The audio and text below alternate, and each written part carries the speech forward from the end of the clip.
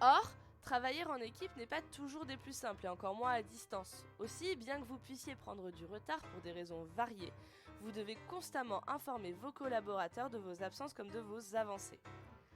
Afin de faciliter les échanges et d'avoir une communication agréable au sein de votre groupe, nous ne saurons que trop vous conseiller de faire connaître vos heures de connexion, de vous fixer des deadlines et des réunions pour faire le point sur l'avancée des travaux.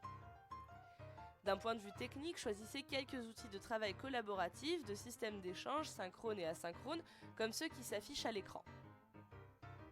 D'un point de vue individuel, la formation à distance n'est pas nécessairement ouverte, c'est-à-dire qu'on ne peut pas commencer un cours quand on le souhaite, mais au moment indiqué par le calendrier.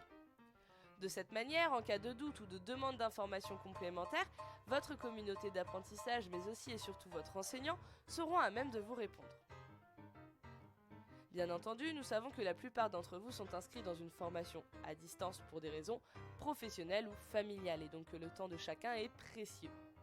Mais c'est aussi pour cela qu'un calendrier est mis en place. Ainsi, la charge de travail est répartie de manière stable tout au long de l'année, à raison d'une vingtaine d'heures par semaine. Si vous ne prenez aucun retard par rapport au calendrier établi, vous pourrez alors prendre un rythme entre vos études, votre profession et votre vie personnelle, l'ensemble étant garant de votre équilibre personnel.